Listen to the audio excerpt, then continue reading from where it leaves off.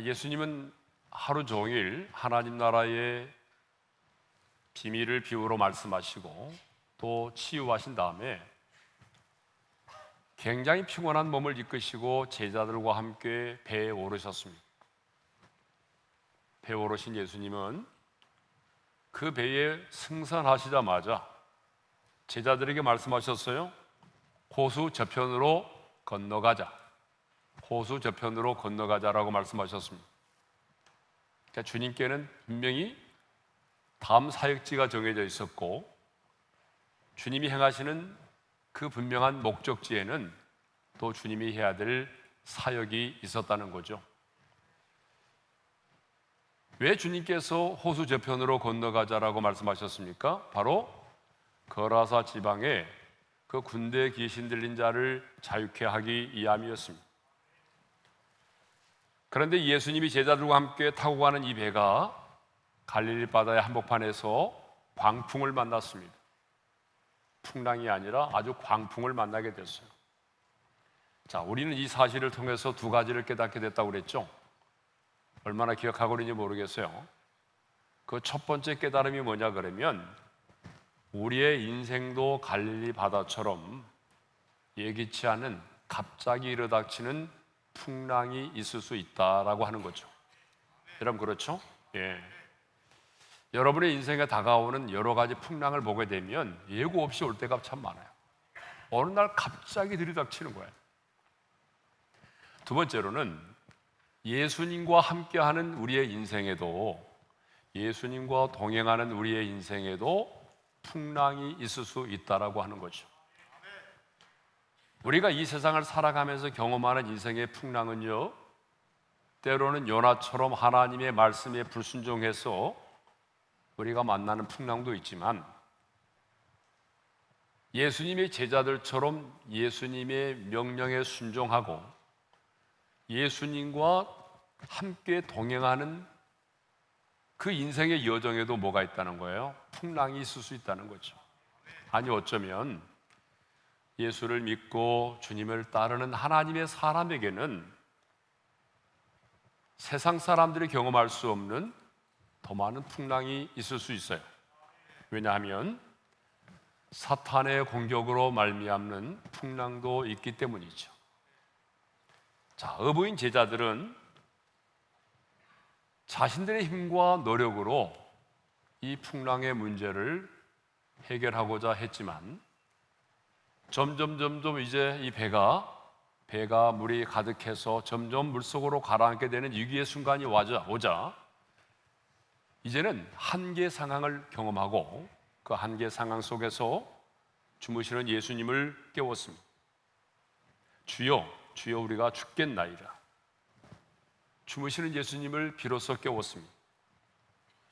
얼마나 다급했으면 주여 우리가 죽겠나이다라고 그렇게 두 번이나 반복하여 주님에게 요청을 했겠습니까? 그렇습니다. 우리 인간은 예수님의 제자들만이 아니라 저와 여러분도 마찬가지입니다. 이렇게 인간의 한계의 상황이 되어서야 비로소 우리도 간절하게 주님을 찾는다는 거죠. 그런데 여기서 중요한 것은 제자들의 믿음이 별로 큰 믿음은 아니었잖아요. 주님으로부터 책망을 받는 것을 보게 되면 제자들의 믿음이 별로 큰 믿음은 아니고 작은 믿음이었지만 그 작은 믿음이라도 있었기 때문에 그 상황에서 제자들은 주님을 원망하지 않고 주님을 깨울 수가 있었다라고 하는 것입니다. 그러므로 여러분, 저와 여러분의 믿음도 결코 큰 믿음은 아니죠. 우리의 믿음 속에는 많은 불순물들이 들어있어요. 그렇지만 이 믿음은 하나님께서 우리에게 주신 금보다 귀한 믿음입니다. 성경은 말하죠. 믿음은 모든 사람의 것이 아니라고. 그렇다면 여러분 안에 있는 믿음이 큰 믿음이 아닐지라도 그 작은 믿음일지라도 그 믿음을 통해서 우리가 어떻게 해야 돼요? 주무시는 예수님을 깨워야 한다는 것입니다. 인생의 위기를 만났을 때에 믿음을 사용해야 된다는 거예요. 예? 인생의 위기를 만났을 때에 여러분 그 믿음으로 주님을 깨울 수 있기를 바랍니다. 믿음으로 도전할 수 있기를 바랍니다. 자, 주님은 일어나서 바람과 물결을 꾸짖으셨고 그 주님의 말씀에 바람이 곧 그치고 풍랑이 곧 잔잔해졌습니다. 자, 제자들은 이 사실을 통해서 뭘 깨닫게 되었어요? 우리 예수님은 인간 세계만이 아니라 자연의 세계까지도 정복하고 다스리시는 전능하신 하나님이심을 깨닫게 된 거죠. 그러니까 풍랑을 만남으로 인해서 엄청나게 고생을 했지만 그러나 결과적으로는 이 풍랑 때문에 우리 주님이 얼마나 위대하시고 전능하신 하나님이신가를 다시 한번 경험하게 된 것입니다. 이것이 바로 우리 고난이 가져다주는 유익이라고 믿습니다. 이 세상에서 가장 불행한 것은 고난이 고난으로만 끝을 맺는 겁니다. 환난이 환난으로만 끝을 맺고 만다면 얼마나 손해입니까, 여러분? 여러분이 경험하는 인생의 고난을 통해서 하나님을 좀 더 깊이 경험하여 알아갈 수 있기를 바랍니다. 주님은 바람이 그치고 풍랑이 잔잔했을 때에 이렇게 말씀하셨어요. 너희 믿음이 어디 있느냐? 우리는 이 책망의 말씀을 통해서 두 가지 사실을 발견하게 됐습니다. 첫째로 주님은 내 인생의 풍랑보다도 무엇을 더 중요하게 여기신다고요? 믿음을 더 중요하게 여기신다라고 하는 거예요. 자, 우리는 뭘 중요하게 여겨요? 내가 지금 당면한 내 인생의 문제, 지금 내가 겪고 있는 인생의 어려운 상황, 이것을 우리는 언제나 더 중요하게 여기잖아요. 그죠? 그런데 하나님은요, 여러분이 어떤 인생의 풍랑을 만났고 어떤 문제에 직면해 있느냐 그것보다는 그 인생의 풍랑 앞에 선 우리의 믿음을 더 중요하게 여긴다는 거예요. 내가 얼마나 믿음으로 반응하는지, 내가 믿음으로 도전하는지 그 믿음을 더 중요하게 여기신다는 거예요. 두 번째로 이 사실이 우리에게 주는 교훈이 뭐였어요? 하나님의 평가의 기준은 뭐다? 언제나 믿음이라는 거예요. 사람들은 뭘 가지고 평가하던가요? 요즘 사람들은요, 가장 먼저 이 사람에게 돈이 얼마나 있느냐, 물질을 가지고 그 사람을 평가해요. 예? 두 번째로는 외모, 그 다음에는요 그 사람의 스펙, 그 사람의 성품, 그 사람의 전문성, 뭐 이런 것들을 가지고 사람들을 평가하죠. 그런데 전능하신 우리 하나님은요, 우리를 평가하실 때에 언제나 그 기준이 뭐예요? 믿음으로 평가를 하신다는 거예요. 예? 그래서 이방인인 그 백부장에게도 주님이 뭐라고 말씀하셨어요? 이만한 믿음을 보지 못하였노라. 개와 같은 취급을 당하면서도 믿음으로 반응했던 이 여인의, 가나안 여인에게 내 믿음이 크도다, 내 소원대로 되리라고 말씀하셨어요. 그러니까 주님의 그 칭찬과 책망의 기준은 언제나 뭐였어요? 믿음이었어요. 주님이 누군가를 칭찬하실 때, 또 누군가를 책망하실 때에 그 칭찬과 책망의 기준이 뭐예요? 바로 믿음이었다는 거예요. 성경을 보세요. 주님께서 어떤 환자를 고치실 때도 사역의 기준이 뭐였어요? 치유와 회복의 기준도 언제나 믿음이었어요. 하나님이 역사하시는 그 기준이 뭐냐 그러면 믿음이었다는 거예요. 그래서 자, 앞을 보지 못하는 소경의 눈을 뜨게 하실 때도 너희 믿음대로 되리라 그렇게 말씀하셨고, 12년 동안 혈류병을 해서 혈류병을 앓고 있던 여인을 고치실 때도 주님이 뭐라고 말씀하셨어요? 내 믿음이 너를 구원하였으니 평안히 가라 그렇게 말씀을 하셨습니다. 그러므로 여러분, 인생을 살다 보게 되면 누구나 다 한 번쯤은 인생의 풍랑을 만나게 됩니다. 그러니까 인생의 풍랑을 만날 때마다 어떻게 해야 되죠, 여러분? 여러분 자신의 믿음을 점검해 볼 수 있기를 원합니다. 그리고 그 풍랑 앞에서 두려워 떠는 자가 되는 것이 아니라, 좌절하고 절망하는 자가 아니라 믿음으로 반응할 수 있기를 바랍니다. 그리고 그 풍랑 인연에서 더 주님께로 가까이 나아갈 수 있기를 바랍니다. 자, 이제 광풍을 만나서 큰 고난을 경험했던 예수님의 일행을 태운 배가 마침내 목적지에 도착을 했어요. 거라사 지방에 도착을 한 거죠.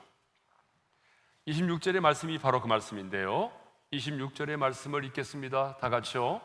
그들이 갈릴리 맞은편 고라사인의 땅에 이르러.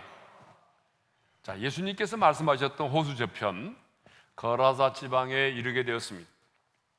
그러면 예수님과 제자들이 그 배에서 내려왔을 때에, 거라사 지방에 도달했을 때에 가장 먼저 예수님을 만난 사람이 누굴까요? 자, 27절 상반절의 말씀을 읽겠습니다. 다 같이요. 예수께서 육지에 내리심에 그 도시 사람으로서 귀신 들린 자 하나가 예수를 만나니 더럽고 악한 영에 사로잡혀 있는 귀신 들린 한 사람을 만나게 됐습니다.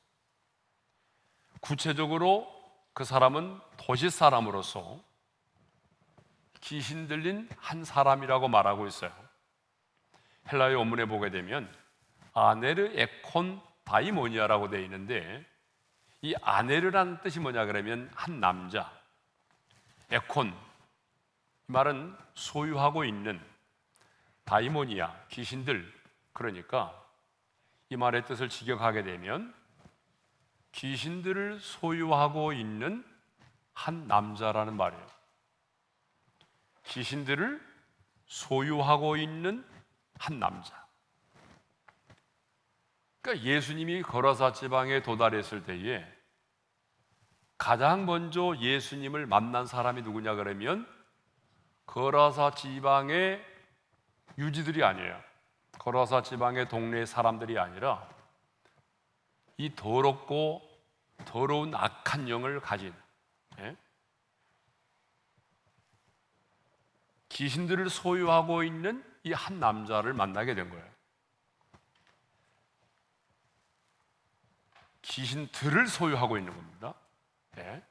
그래서 30절에 보게 되면 예수님이 말씀하시죠. 내 이름이 무엇이냐? 이렇게 물었어요. 그럴 때 그 귀신은 자신의 이름을 말하죠. 뭐라고 말했어요? 내 이름은 군대라. 그렇게 말해요.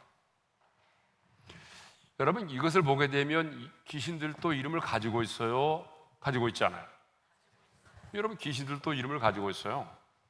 어떻게 가지고 있던가요? 홍길동 뭐 이런 이름인가요? 아니에요. 그러니까 성경에 보게 되면 귀신들도 이름을 가지고 있어요. 여러분, 왜 귀신들도 이름을 가지고 있을까요?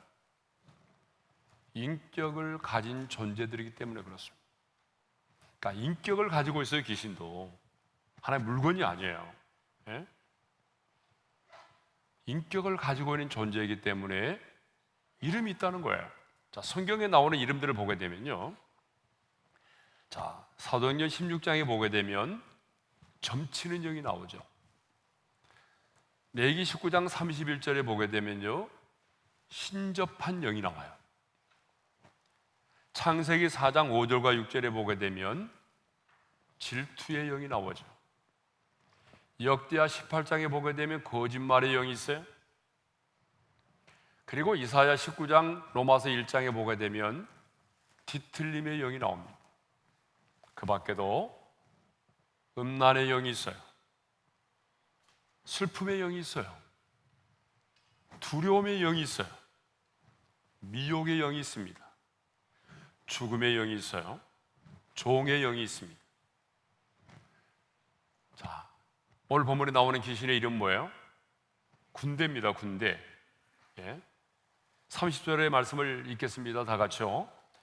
군대라 하니 이는 많은 귀신이 들렸습니다. 자, 여기서 군대라고 하는 말은 헬라어로 레기온이라는 말이에요. 레기온. 이 레기온이라고 하는 말은 고대 로마 군대의 여단. 여러분 군대 갔다 오신 분은 여단을 알 거예요. 대대 위에 여단이라는 게 있잖아요. 그래서 그 여단의 규모는 시대에 따라서 다르지만 3천에서 6천 명의 군사로 구성된 군대 단위를 말합니다. 그러니까 여러분 레기온, 군대에서 사용되는 3천에서 6천 명의 군인들로 구성되어 있는 여단의 이름이란 말이에요. 그러니까 이 한 사람의 몸에 얼마나 많은 귀신들이 있었는지를 알 수 있어요. 이제 우리가 다음 시간에 살펴보겠지만 이 귀신들이 사람의 몸에서 나와서 그 사람의 몸에서 나와서 무려 2,000마리의 돼지떼를 몰살시켰잖아요. 여러분 이것만 보더라도 이 한 사람의 몸 안에 들어있던 귀신의 숫자가 얼마나 많았는지를 알 수 있어요. 네? 이것이 바로 영적인 세계예요. 네?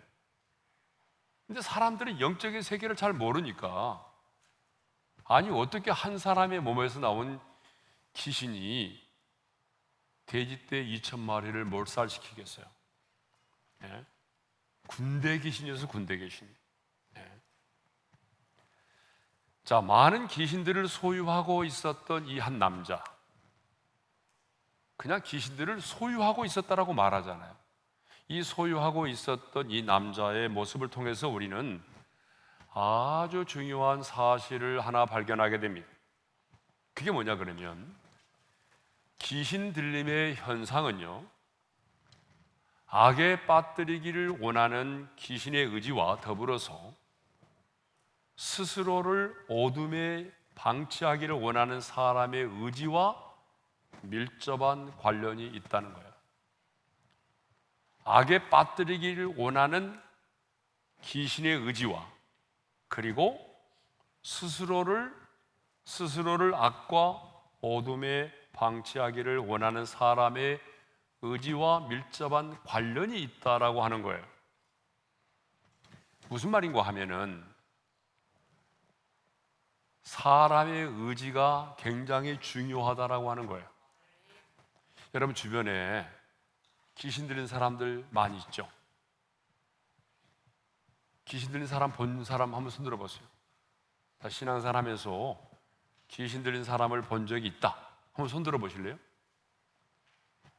아니, 본인이 귀신 들었단 말이 아니니까 좀 확실하게 들어보세요. 귀신 들린 사람을 본 적이 있다. 아, 예, 내리세요. 나는 본 적이 없다. 상당히 많으시네요. 아, 예. 귀신 들린 사람 참 많아요. 예. 귀신 들린 사람 많은데 보통 귀신들 어떤 사람이 귀신이 자주 들리는가 하면요, 어떤 사람들이죠 보통? 주변에 보게 되면 어떤 사람들이 귀신이 잘 들리던가요? 귀신이 밥이 되던가요?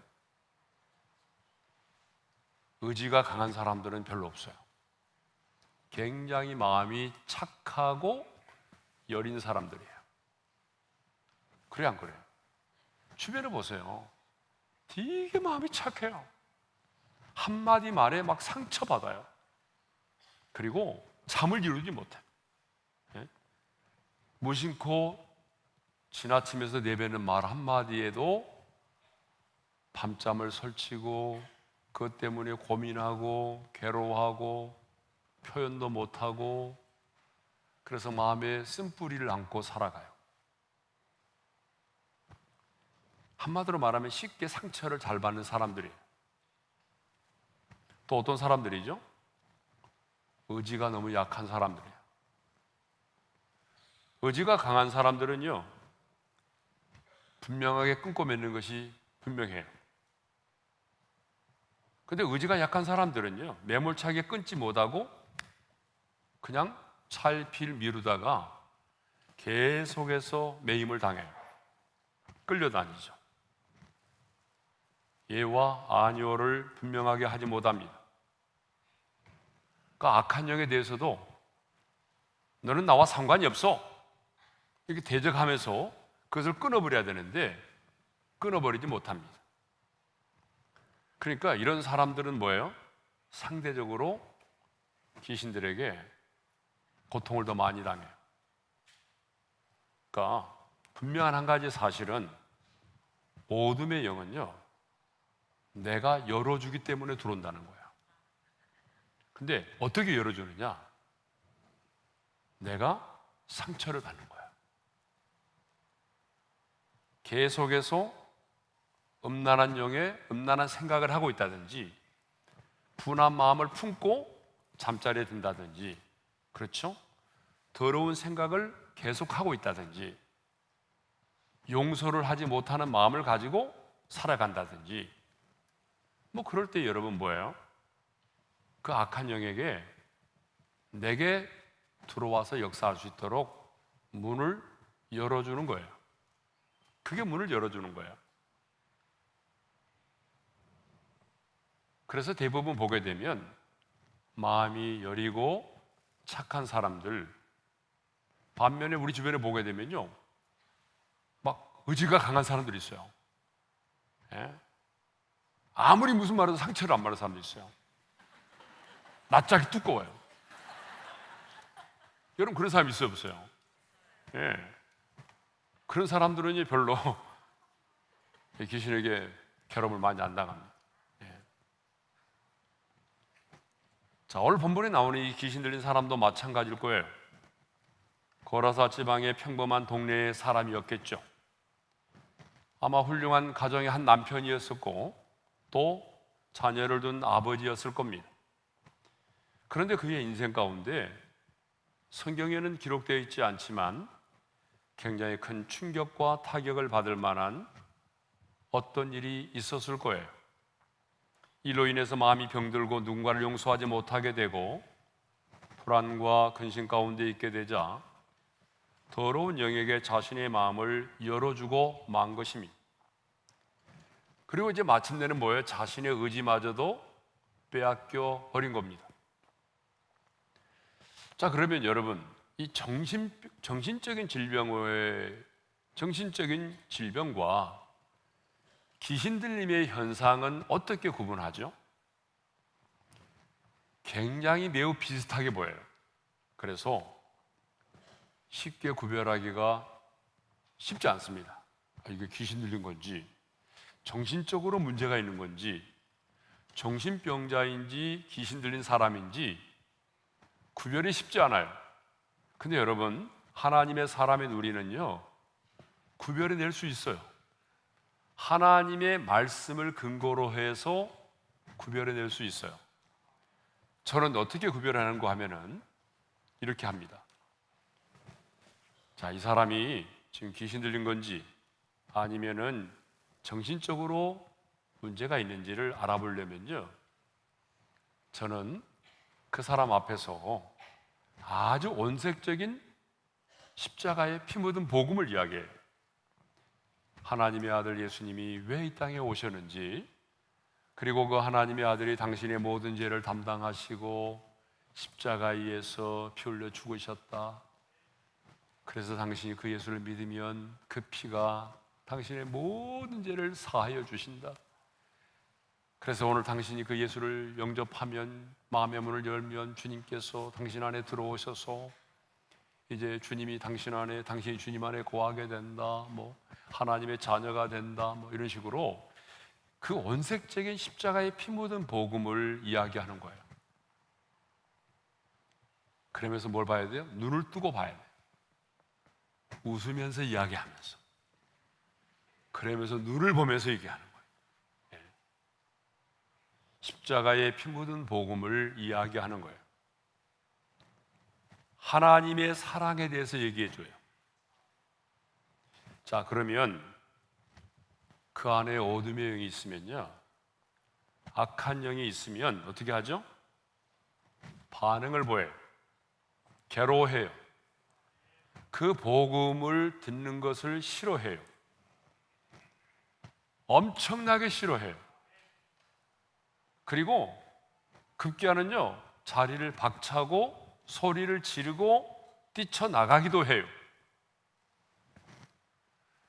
여러분, 이 복음은요, 빛이고 생명입니다. 그래서 바울은 이 세상의 신이 하는 일을 말하면서 고린도후서 4장 4절에서 이렇게 말했어요. 다 같이요. 이 세상의 신이 믿지 아니하는 자들의 마음을 혼미하게 하여 그리스도의 영광의 복음의 광채가 비치지 못하게 함이니. 여러분, 복음의 광채가 비치지 못하도록 이 세상의 신이 사람들의 마음을 혼미케 하고 있다는 거잖아요. 복음은 뭐예요? 광채예요, 광채. 생명의 빛입니다.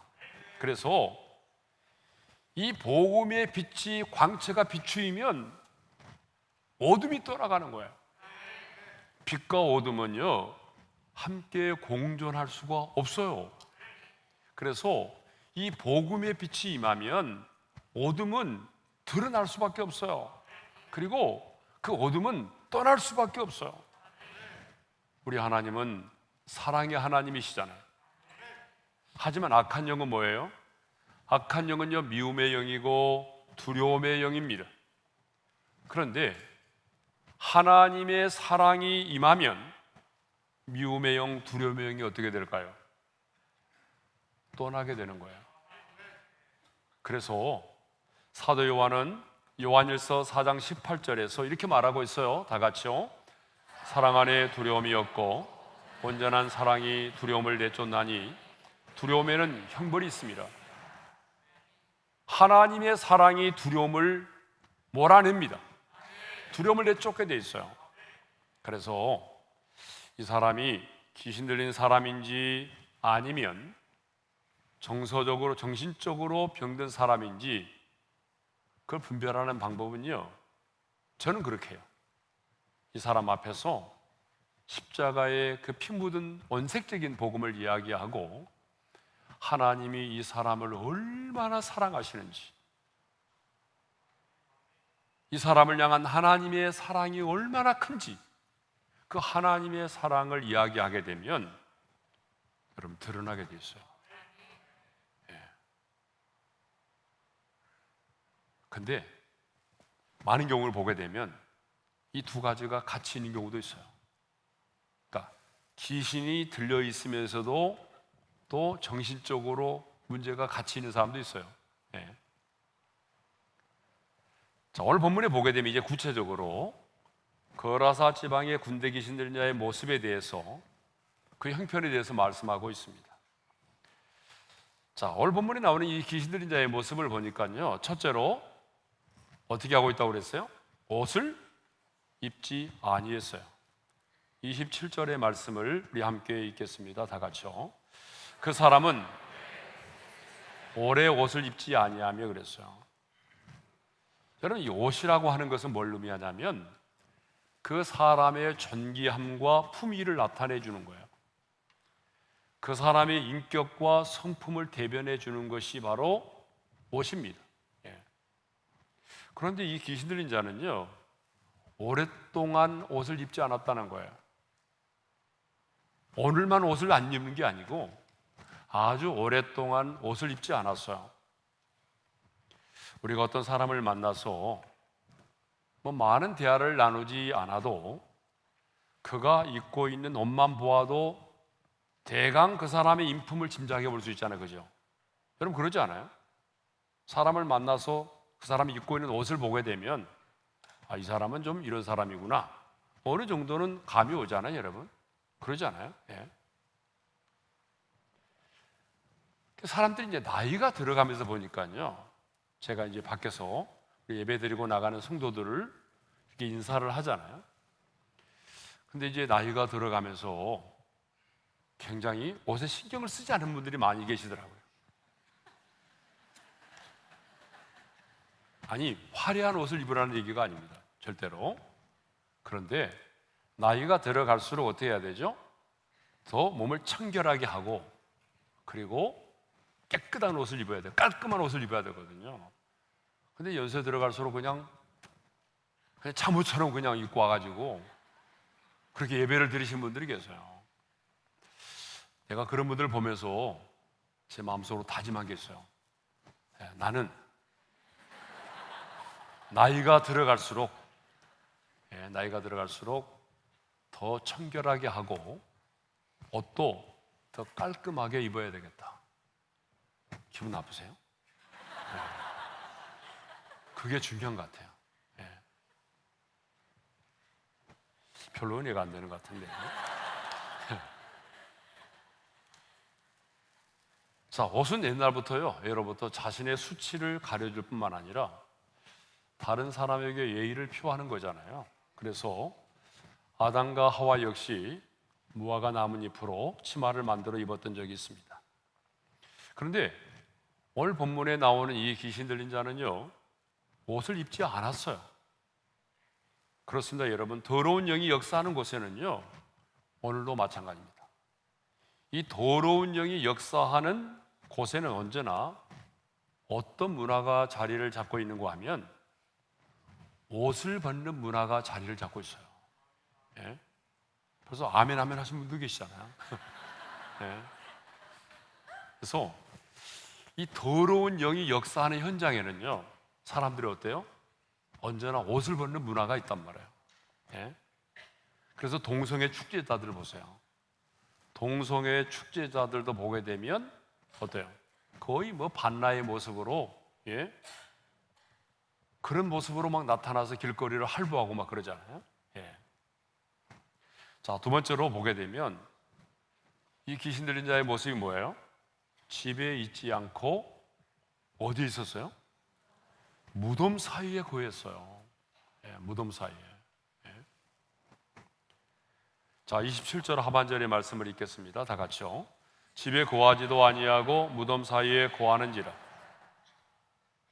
이 더러운 귀신 들린 사람은요, 집에 있지 아니하고 무덤 사이에, 그러니까 여러 개의 무덤이 있으면 그 무덤 사이에 거하고 있었다는 거예요.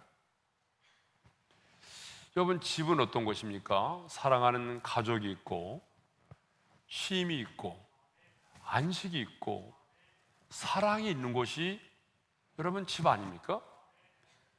그러므로 가정은 사람에게 있어서 가장 편한 안식처이고, 내가 피곤하여 지쳐 있을 때에 우리에게 가장 쉼과 위로를 줄 수 있는 곳이 뭐예요? 그게 바로 집이잖아요. 가정이잖아요. 그러므로 여러분, 우리는요, 가정을 어떻게 여겨야 돼요? 중요하게 여겨야 됩니다. 사탄의 공격 목표는 제가 늘 말씀드렸잖아요. 언제나 교회와 가정입니다. 하나님이 세우신 기관은 딱 둘이에요. 하나님이 세우신 기관이 뭐냐? 몸된 교회, 그리고 가정입니다. 그렇기 때문에 사탄의 공격 목표는요, 언제나 가정을 무너뜨리고 가정을 소홀히 하게 만드는 거예요. 그러므로 여러분, 우리는요, 우리의 집, 우리의 가정을 아주 중요하게 여겨야 되고, 할 수만 있으면 여러분, 집에서 잠을 자고 가족들과 함께 생활하며 지내야 됩니다. 근데 요즘에 집에서 잠을 안 자려고 하는 분들이 있다면서요? 예? 방 얻어줘. 그래서 좋은 집 놔두고 왜 학교 앞에 가서 그렇게 고생을 하고 있는지 모르겠어요. 예? 자, 이 귀신 들린 자는 집에 거하지 않고 무덤 사이에 거했습니다. 그럼 무덤은 어떤 곳이죠? 생명이 없는 곳이에요. 무덤은 어떤 곳이에요? 어두운 곳이에요. 무덤은 어떤 곳이죠? 사랑이 없는 곳이에요. 무덤은 어떤 곳입니까? 대화가 없는 곳이에요. 나눔이 없어요. 죽음의 장소예요. 음산한 곳이에요. 그래서 사람들은, 보통 사람들은, 정상적인 사람들은 무덤을 싫어합니다. 무덤을 좋아하는 사람 있어요? 없어요. 그런데 이 귀신 들린 자는 무덤으로 가서 무덤 사이에 거하고 있었다는 얘기죠. 이렇게 귀신 들린 자가 사랑과 생명이 있는 집을 멀리하고 죽은 시체들이 있는 무덤 사이에 거하고 있다는 것은 이 사람이 지금 죽음의 권세, 죽음의 세력에 의해서 지배를 당하고 있고, 죽음의 가치관이 그의 사고를, 그의 생각을 지배하고 있었음을 알 수가 있습니다. 그런데 여러분, 오늘 사탄은요, 수많은 젊은이들을 이 스스로 밀폐된 죽음의 공간으로 몰아가고 있다는 거예요. 그래서 오늘 너무나 많은 젊은이들이요, 현실을 떠나서 이제는 자살을 동경하고 있어요.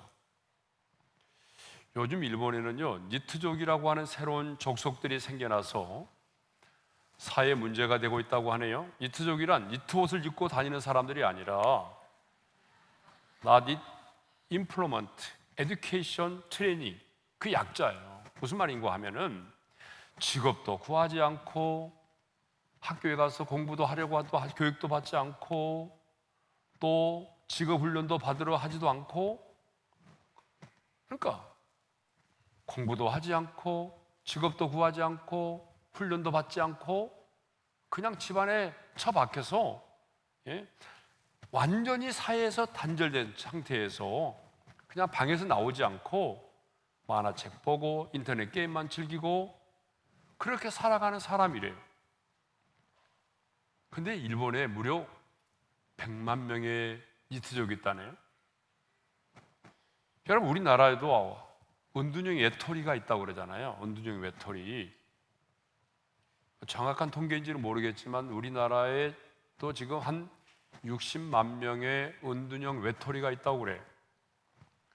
어떤 청년은요, 4년 동안 한 번도 방에서 나온 적이 없고, 또 어떤 청년은요, 무려 7년 동안 집 밖으로 한 번도 나오지 않고 그 7년 동안 머리도 자르지 않고 그 방 안에서 애완견처럼 살아간다는 거예요. 절대로 자기 방에서 안 나온다는 거예요. 그럼 언제 밥을 먹느냐? 가족들이 다 직장에 가고 학교에 가고 아무도 없으면 그때 나와서 밥 먹고 또 들어가고. 그래서 뭐예요? 그래서 게임하고, 자기만의 생각에 갇혀서 살아가는 거예요. 여러분, 이러한 사람들의 배후에는요, 무슨 영이 있을까요? 어둠의 영이 있는 거예요. 우리 젊은이들을 무덤과 같은 밀폐된 공간으로 몰아넣고, 그래서 그곳에서 게임과 음란물을 보게 하고 만화, 폭력물의 노예가 되게 만드는 거예요. 이 배후에는요, 어둠의 영이 있다는 사실을 아셔야 돼요. 세 번째로는 난폭한 행동을 하고 자기 자신을 학대했습니다. 여러분, 29절의 말씀을 읽겠습니다. 다 같이요. 귀신이 가끔 그 사람을 붙잡음으로 그를 쇠사슬과 고랑에 매여 지켰으되 그 맨 것을 끊고 귀신에게 몰려 광야로 나갔더라. 그 귀신 들린 자는 군대 귀신 들린 자잖아요. 그 안에 얼마나 많은 귀신의 숫자가 있어요. 저도 예전에 군대 귀신 들린 자를 봤는데요, 사람들이 잡을 수가 없어요. 청년들이 붙어도 한 번 치면 다 떨어져 나가요. 어마어마해요. 그 동네 사람들이 이 귀신 들린 자를 쇠사슬과 고랑으로 묶어놓기도 했지만은 그 맨 것을 끊어버리고 광야로 뛰쳐나갔다고 말하고 있어요. 여러분, 쇠사슬과 고랑으로 메어놔도요, 이 군대 귀신 들린 자는 그 모든 것을 끊어버리는 거예요. 마가복음 5장 5절을 보게 되면 이렇게 말씀하고 있습니다. 다 같이요. 밤낮 무덤 사이에서나 산에서나 늘 소리 지르며 돌로 자기의 몸을 해치고 있었더라. 와, 여러분, 밤과 낮을 가리지 않고 무덤 사이에서 또 산에서 늘 소리를 지르면서 돌을 가지고 자기 몸을 학대하면서 자신의 몸을 상하게 했다는 거예요. 난폭한 행동을 했다는 거죠. 한마디로 뭐예요? 인격이 파괴된 거 아닙니까? 한마디로 말하면 귀신 들린 사람은요, 이제는 정상적인 생활을 하지 못하는 거예요. 그 사회에 적응하지 못하게 만들어 버리는 거죠. 한마디로 말해서 이 군대 귀신은요, 이 남자의 생각과 행동을 완전히 주장을 하고 그리고 완전히 지배를 하고 있었던 것이죠. 이 사람의 의지가 작동이 안 되는 거예요. 그러니까 여러분, 귀신에게 사로잡히고 귀신이 그의 의지를 지배하게 되면요, 가장 괴로운 게 뭐겠어요? 이 사람은 지금 이렇게 말하려고 하는데 입에서는 다른 말이 나가요. 얼마나 괴롭겠어요? 여러분 한번 생각해 보세요. 나는 지금 이렇게 말하려고 하는데 내 의지가 완전히 그 어둠의 영역에 지배를 당했기 때문에 나는 이런 말을 하려고 하는데 내 입에서 나가는 말은 반대의 말이 나가요. 저주의 말이 나가요. 얼마나 힘들겠어요. 나는 이렇게 행동하려고 하는데 이미 내 몸은 뭐예요? 다른 행동을 하고 있는 거예요, 지금. 얼마나 괴롭겠습니까, 여러분? 자, 옷도 입지 않고 집에 거하지도 않고 무덤 사이에 거하고 있던 이 귀신 들린 자가요, 예수님을 보고 보였던 반응이 있어요. 어떤 반응을 보인지 아세요? 28절의 말씀을 읽겠습니다. 다 같이요. 예수를 보고 부르짖으며 그 앞에 엎드려 큰 소리로 불러 이르되 지극히 높으신 하나님의 아들 예수여. 이 더러운 귀신 들린 자가 예수님을 보자마자 어떻게 했어요? 그 앞에 부르짖으면서 엎드려졌어요. 그리고 큰 소리로 불러서 이렇게 말했어요. 속삭인 게 아닙니다. 아주 큰 소리로 지극히 높으신 하나님의 아들 예수여라고 말했어요. 와, 지극히 높으신 하나님의 아들 예수여. 여러분, 지극히 높으신이라고 하는 이 말은요, 아무에게나 사용될 수 있는 말이 아니잖아요. 성경에 보게 되면 이 말은 어떤 신들과 비교될 수 없는 하나님, 그 하나님을 높이고자 할 때에 수식어로 등장하는 말이 뭐예요? 지극히 높으신이에요. 그런데 지극히 높으신 뭐라고 그랬어요? 하나님의 아들이요 그랬어요. 여기서 하나님의 아들이라는 말은 당신은 하나님이시다 그 말이에요. 그러니까 예수님에 대한 신성을 고백한 거예요. 예. 당신은 인간의 몸을 입고 이 땅에 왔지만 당신은 하나님이시다는 거예요. 어마어마한 신앙의 고백이에요, 여러분. 엄청난 신앙의 고백입니다. 그러니까 이 더러운 귀신은요, 뭘 알았다는 거죠?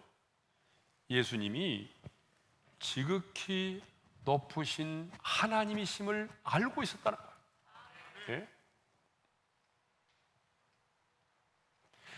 이 귀신은 예수님이 어떤 분이신지를 너무나 분명하게 정확하게 알고 있었습니다. 예? 야고보서 2장 19절에도 이런 말씀이 있잖아요. 다 같이요. 내가 하나님은 한 분이신 줄을 믿느냐? 잘 아는도다. 귀신들도 믿고 떠느니라. 여러분, 귀신들 역시 예수님이 누구신지를 분명히 알고 있습니다.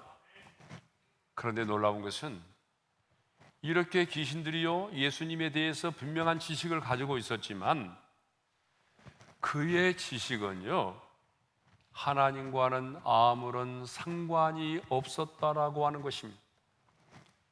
그 다음에 입에서 나오는 고백을 들어볼까요? 자, 28절 하반절의 말씀을 읽겠습니다. 다 같이요. 지극히 높으신 하나님의 아들 예수여, 당신이 나와 무슨 상관이 있나이까?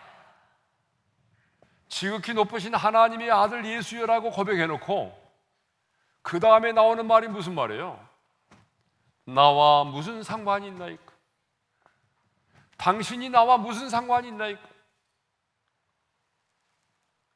여러분, 예수님이 어떤 분이신지에 대해서 정확하게 알고 있었지만 그는 자신의 말대로 하나님과는 아무런 상관이 없는 자였습니다. 하나님에 관하여 알고는 있었지만 그 지식이 하나님과 아무런 상관이 없었다는 거예요. 아무리 예수님에 관하여 우리가 많은 지식을 알고 있을지라도 예수님과 관계가 맺어져 있지 않으면 그 사람은요, 주님과 아무런 상관이 없는 자입니다. 그러므로 나의 신앙을 점검해 보아야 됩니다. 나는 하나님에 관하여, 성경에 관하여 지식적으로만 알고 있는지 아니면 정말 주님이 내 안에, 내가 주님 안에 거하고 있는지 한번 점검해 보아야 돼요. 여러분, 얼마든지 지식적으로만 하나님이 어떤 분이신지를 아는 사람이 있어요. 그런데 그 사람은 주님 말씀하잖아요. 이 귀신의 말처럼 나와 주님과는 아무런 상관이 없는 사람이 있어요. 그러니까 아무리 성경을 많이 알고 하나님에 관하여 지식적으로 많이 알고 있다고 할지라도 관계가, 주님과 관계가 맺어져 있지 않으면 신랑과 신부로서, 그렇죠? 아버지와 아들로서, 목자와 양으로서 그 관계가 맺어져 있지 않으면 하나님과 나는 아무 상관이 없다는 것이죠. 당신이 나와 무슨 상관이 있나이까를 공동 번역에서는 이렇게 말하고 있어요. 왜 저를 간섭하십니까? 그냥 자기를 간섭하지 말고 그냥 내버려 두라는 거예요.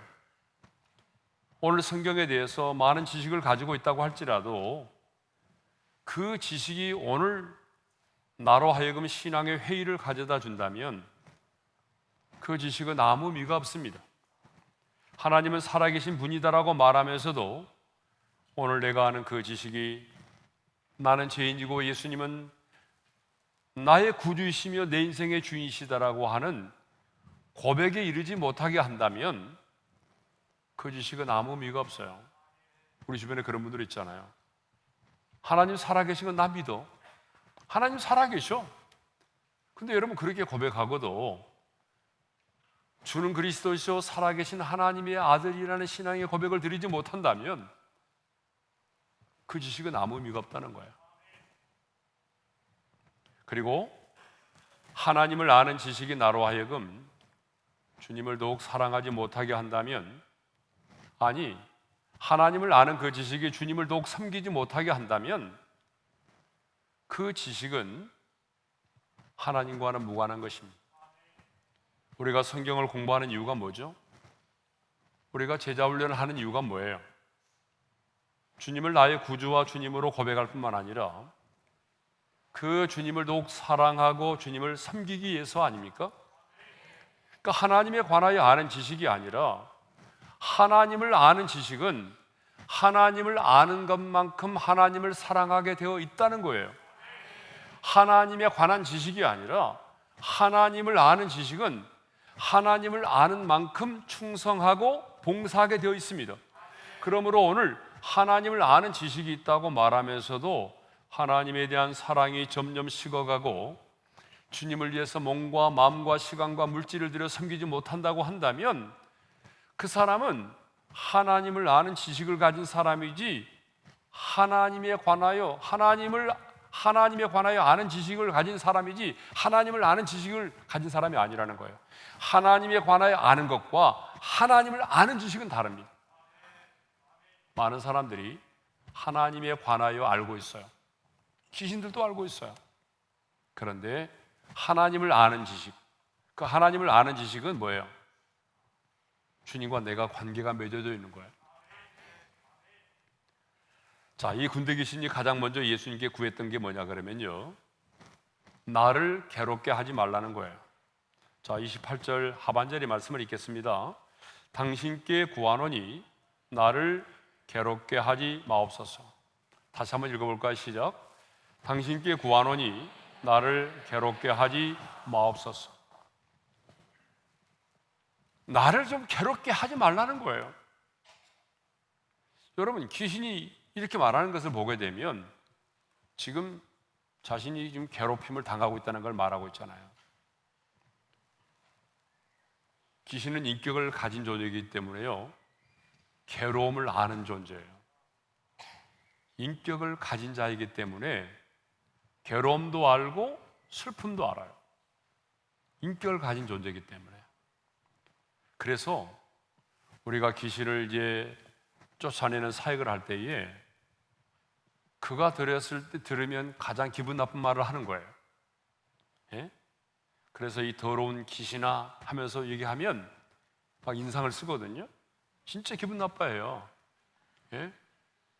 근데 나와 주시기를 바랍니다. 이렇게 말하면 안 된다는 거죠. 예? 자기를 인정하고 자기에게 존댓말을 쓰고 그러면 안 되는 거예요. 그러니까 귀신을 내어쫓는 사역을 할 때는요, 귀신이 들었을 때에 가장 기분 나쁜 말을 골라서 해야 돼요. 그렇다고 해서 막 쌍욕을 하는 사람들이 있어요. 그런데 여러분, 그렇게 하면 안 되는 거예요. 왜냐하면 귀신을 쫓아낸다고 하면서 막 세상 사람들이 쓰는 막 쌍시옷 이런 말 써가면서 하는데, 그렇게 하다 보게 되면요, 자기 자신이 내 인격이 더러워지고 뿐만 아니라 그것 때문에 또한 어둠의 영의 공격을 또 받을 수가 있는 거야, 내가. 그러니까 여러분, 귀신이 들었을 때에 가장 기분 나쁜 말을 하는 것은 좋지만 세상 사람들이 쓰는 것처럼 막 쌍욕을 하고 폭력을 가하고, 그것은 혈과 육으로 하는 전쟁입니다. 예. 자, 그러므로 여러분, 이제 우리는 귀신을 괴롭게 해주는 자가 되어야 되겠죠. 당신께 구하노니 나를 괴롭게 하지 마옵소서 그랬거든요. 그러면 하나님의 자녀된 우리가 어떻게 해야 되겠어요? 우리도 귀신을 괴롭게 하지 마는 자가 아니라 우리는 어떻게 해야 돼요?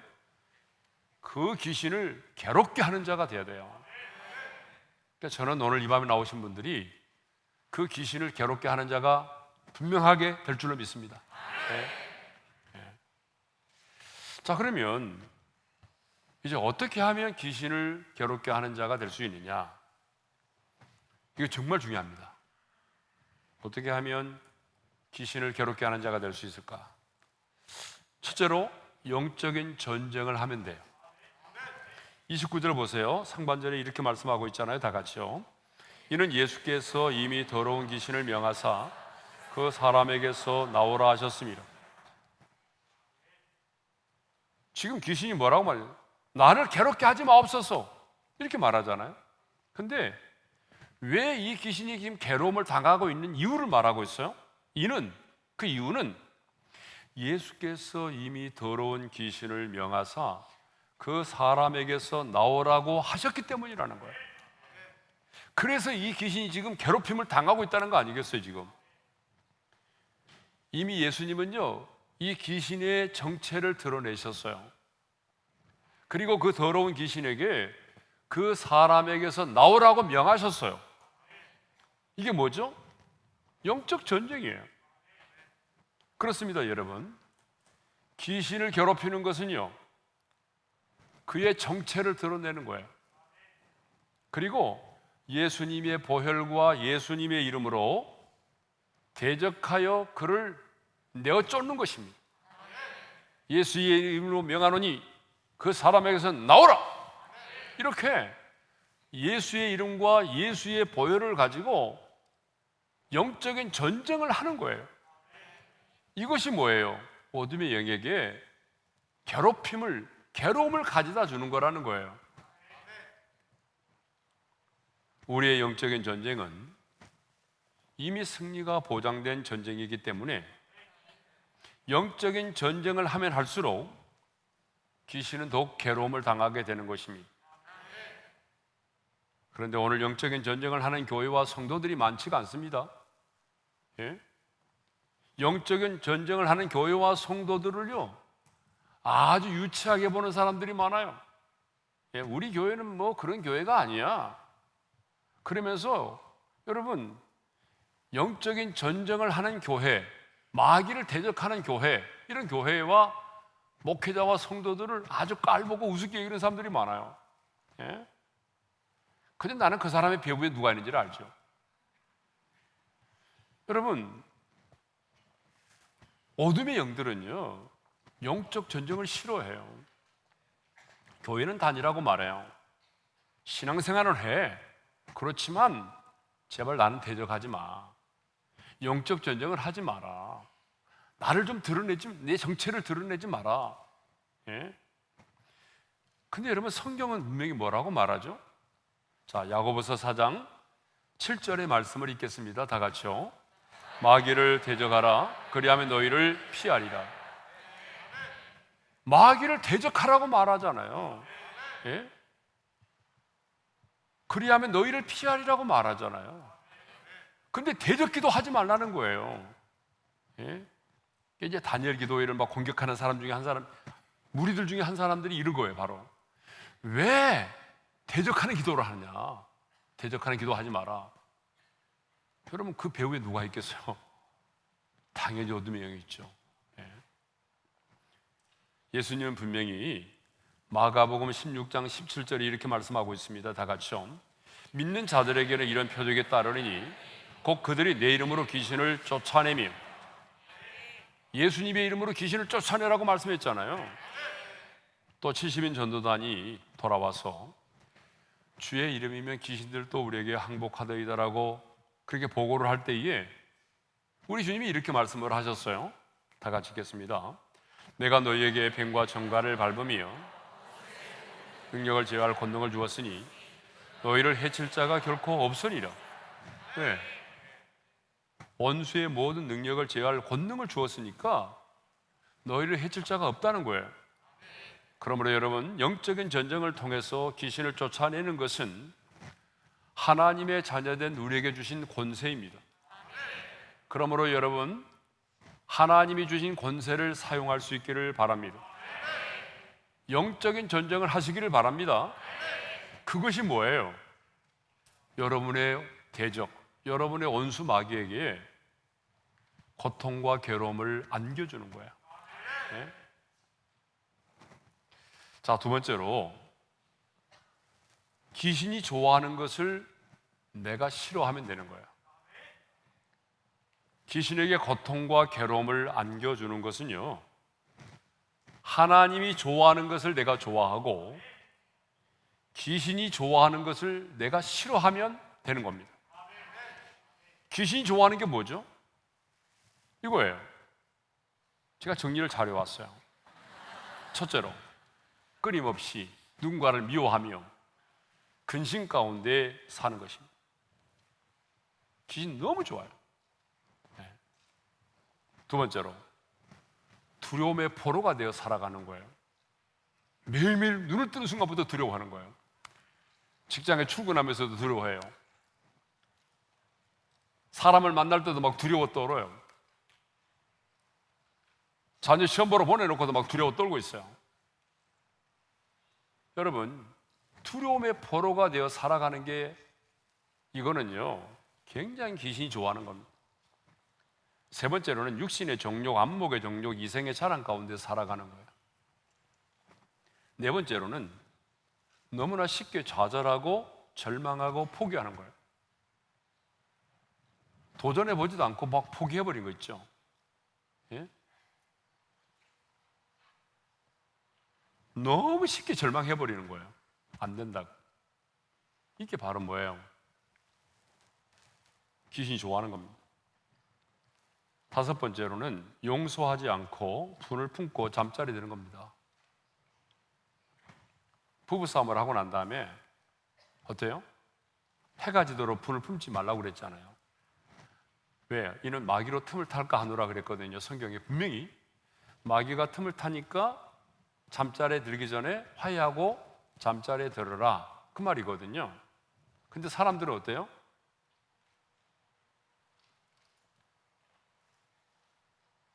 부부싸움을 하고 난 다음에 어떻게 합니까? 씩씩거리면서 잠을 이루지 못하죠. 내가 내일 아침에 밥을 차려준가 봐라.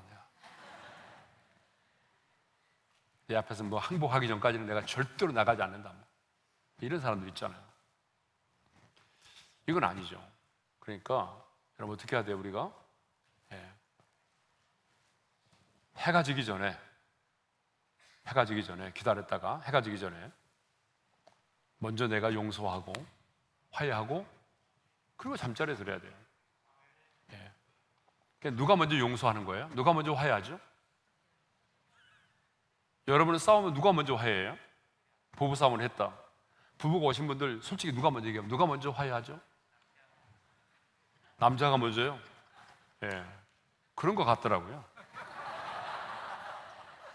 왜냐하면 이번에 제가 우리 교육자들 이제 면접을 봤거든요. 새로 오실 분들. 면접을 보면서 무슨 말을 물어볼까? 어떤 말을 할까라고 생각했어요. 그래서 제가 물었던 말이 있어요. 다 똑같이 물어봤어요. 다 이번 온 사람들한테. 부부싸움은 얼마나 했어요? 몇 번이나 했어요? 이렇게 물어봤거든요. 근데 어떤 분은 저요? 딱 3번밖에 안 한 것 같은데요. 어떤 분은 한 번도 안 했습니다. 정말 절대 한 번도 안 했습니다. 어떤 분은요, 너무나 많이 했습니다. 제가 누굴 뽑은지 아세요? 가장 많이 했던 사람을 뽑았어요. 왜냐 그러면 제가 그 질문을 할 때는 의도가 뭐예요? 얼마나 정직하게 반응하는지를 보고 싶었어요. 물론 한 번도 싸우지 않았다는 사람이 거짓말했다는 말은 아니고, 그래도 자신이 목회자이지만 뭐 끊임없이 싸우고 있다.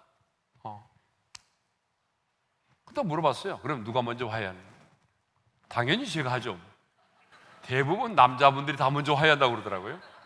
자기 와이프는 절대로 먼저 화해하지 않는다고 그러더라고요. 그래서 제가 알았어요. 아, 남자들이 먼저 화해하는구나. 예. 자, 6번째로는요, 원수를 미워하며 증오하며 복수의 칼날을 가는 거죠. 예. 자, 귀신에게 괴로움을 안겨주는 것은요, 범사에 감사하고 항상 찬송하며 기쁨으로 사는 거예요. 이러면 막 귀신이 막 괴로워하는 거예요. 예, 엄청나게 괴로워하는 거예요. 예, 예. 너무너무 괴로워가지고 막 설사하는 거예요. 설사하는 거예요. 예. 물론 귀신은 설사하지 않습니다. 예. 표현을 그렇게 하는 거지. 또 이걸 또 가지고 뭐 귀신 설사한다고 해야 합니다. 이단 내는 거예요, 완전히. 두 번째로는요, 7번 넘어졌을지라도 예수의 이름으로 다시 일어서는 겁니다. 뭐 넘어져도 또 일어서고, 넘어져도 일어서고, 막 예? 예수의 이름으로 나는 일어서려 하면서 막 일어서고. 예? 세 번째로는 품고 이하여 기도했던 한 영혼이 죽게 돌아오는 것입니다. 그러니까 여러분이 누군가를 전도했고 그 영혼이 죽게 돌아오면 하늘나라에서는 잔치가 열리지만 그 악한 영들을, 귀신들에게는요, 엄청난 고통과 괴로움의 순간이 되는 거예요. 네 번째로는 내가 먼저 손을 내밀고 원수까지라도 사랑하는 것. 자존심을 내려놓고 그냥 내가 손을 먼저 내밀어서 미안해, 여보 미안해, 박 집사 내가 미안하다, 내가 잘못했어, 이렇게 말할 때, 여러분 이때 우리는 자존심이 상할 수가 있지만 하나님은 기뻐하시고 우리 안에 계신 성령님은 즐거워하시고 어둠의 영은 그 순간 엄청나게 고통과 괴로움을 당한다는 거예요. 예? 사역을 하면서 깨달은 것이 하나 있어요. 그게 뭐냐 그러면 쫓아내는 것만이 능사가 아니다라고 하는 거예요. 저는 진짜 목회하면서요, 이 귀신들을 얼마나 많이 쫓아내는지 몰라요. 예? 한 사람의 몸에 귀신이 이렇게 많이 붙어 있었으니까 지금까지 목회하면서 얼마나 많은 귀신을 내쫓았겠어요. 특별히 우리가 금요기도 끝나고 난 이후에 사역을 많이 했기 때문에 수를 셀 수 없는 더러운 귀신들, 수많은 악한 영들을 내쫓았는데, 근데 여러분 쫓아내는 것만이 능사가 아니라는 거예요. 제가 이걸 목회하면서 깨달았어요. 예? 더러운 귀신들이 거주할 수 없도록 내 마음의 성전을 청결하게 하는 게 더 중요합니다. 한 번은 그런 적이 있어요. 예전에 우리가 그 상가에 있을 때 금요 기도회를 어디서 했는가 하면은 그 뒷뜰에 가보게 되면요, 지하로 내려가는 방공과 있어, 대피소 지도 나오고 거기서 금요 기도를 했어요. 예전에 교회 몇 명 안 될 때. 그때 있으면서 제가요, 그 악한 영에게 시달리는 분이 계셨거든요. 근데 그분을 놓고 사역을 했는데 거의 새벽 3시까지였어요. 그러니까 귀신이 엄청나게 많이 나오더라고요. 예? 막 귀신 나올 때마다 거품도 같이, 거품도. 그러니까 휴지를요, 있는 휴지를 다 썼어요. 왜냐하면 막 거품과 같이 나오니까 귀신 떠나갈 때 막 거품이 또 나오잖아요.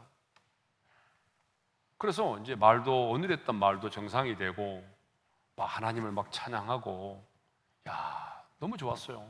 예? 그리고 이제 잠깐 쉬라고 하고, 저도 집에 가서 좀 쉬어야 될 거 아니에요. 집에 가서 잠을 자고 나와서 아침에 만나는데 도루묵이다, 도루묵. 분명히 그때까지는 좋았는데 다시 도루묵이 되는 거예요. 도루묵이 됐다는 건 뭔지 알죠? 떠났던 귀신이 다시 들어와 있는 거예요. 그때 제가 알았어요.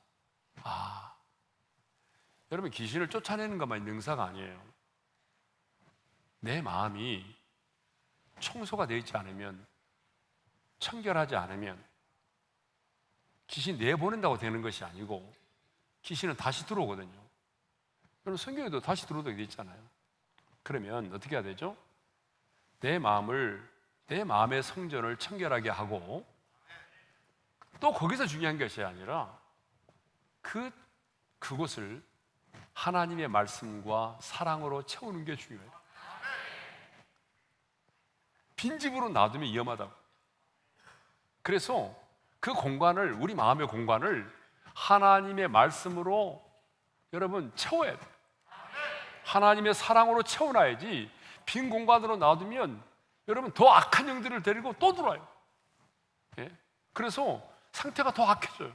성경에 있는 것처럼. 그래서 여러분,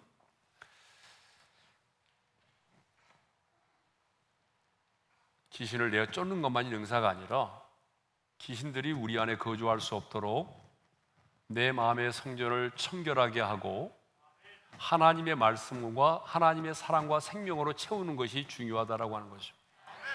그래서 귀신에게, 야, 떠나지 말고 좀 있어봐, 같이 살자.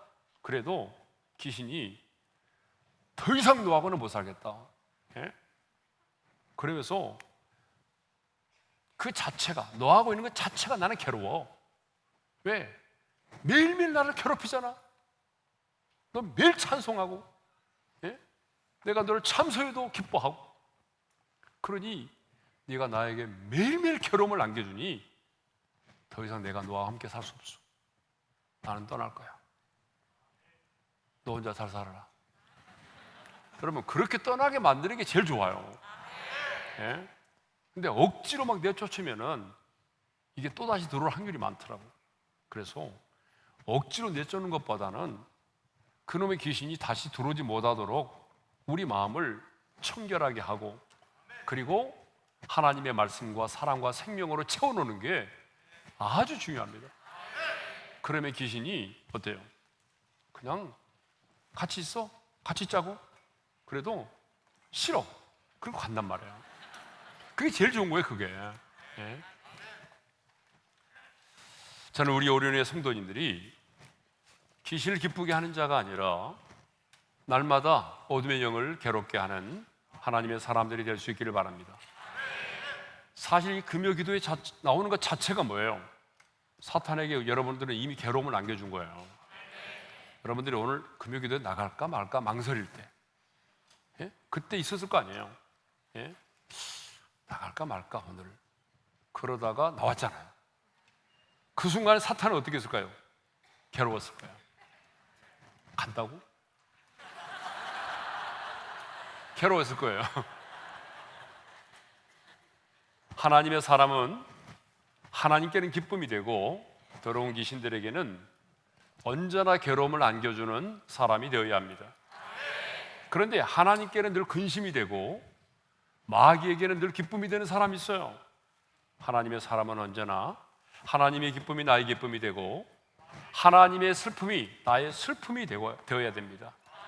하나님이 좋아하는 것을 내가 좋아하고 하나님이 싫어하는 것을 내가 싫어해야 됩니다. 그러면 그것이 뭐예요? 귀신에게 고통과 괴로움을 안겨주는 것입니다.